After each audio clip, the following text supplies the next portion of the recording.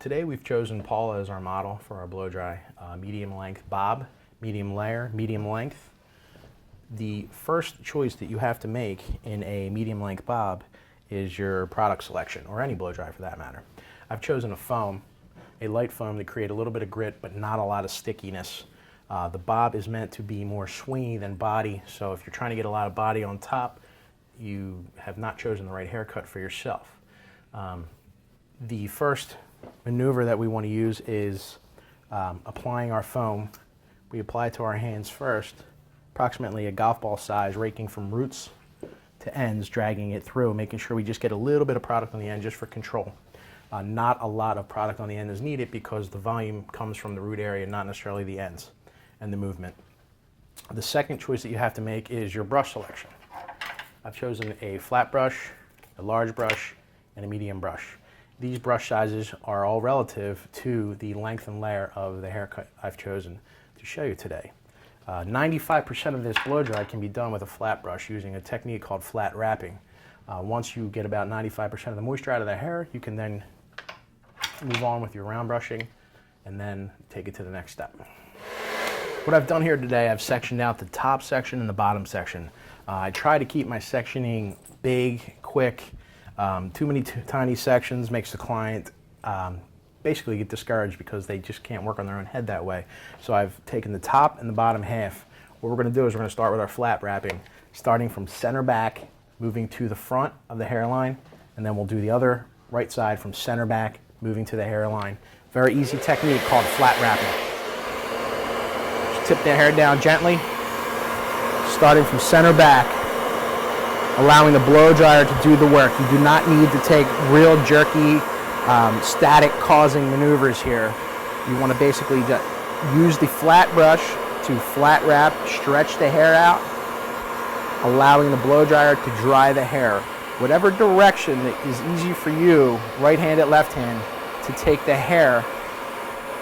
As long as you can keep this hair flat on the scalp, this technique will work for you. The dry hair will automatically drop out of your sectioning, working from the bottom to the top. The shape will automatically start to fall in. It will not be polished because we've not done any round brushing to the hair yet, but it will be very easy to finish with a round brush at this point. Once again, I just gently drag the hair, allow the blow dryer to do the work. I brush it down every now and then just to check and make sure. If you have to take the hair from front to back because it's easier for you from a dexterity standpoint, that also very easy. The only thing you don't want to do with a bob or anything in the bob family, you don't want to lift this first section and create a lot of lift under here for the styles that we're working with today, because we don't want to create that big bounce on the bottom of that first section. We want this to hug and swing and be very natural looking. Once I've done that, I swing to the right side, tip over just a little bit, again, starting from center back. The brush holds and wraps, and obviously the blow dryer dries. Starting from the bottom, I work my way up. That hair dries, I work my way forward. Concentrating on the root area, the roots will dry and the ends will follow. The whole blow dry from the top down is ready to go. All we have to do is drop our top section. Generally what I do when I drop the top section, I start in the fringe area. You don't want to allow the fringe to dry completely before you attend to it with the brush.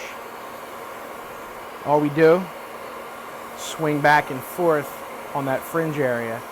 This is to break any calyx, or if your hair tends to split and you get the M or the golden arches as we call, that's created by a calic. And this will basically defeat any calic quickly, easily, and you may not even have to put a round brush in this area. But again, you allow the blow dryer and the brush to do the job. No quick, jerky motions. And that front is done.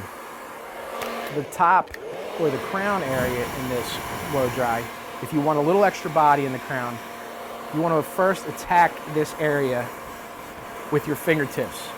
This is the only area where you're roughing the hair up in this particular blow dry. Generally, most people, their roots grow forward. If you allow those roots to grow forward, or to dry forward, I should say, the hair is going to be flat and it's going to go forward. You must immediately get into that root area and gently, just use your fingertips. This would be your focal point.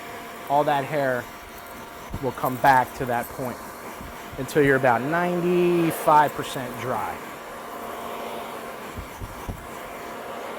Even if the hair looks a little fuzzy, that's fine. You're more worried about the silhouette and creating that volume and movement that you need so that when you round brush it, it's not too flat for you.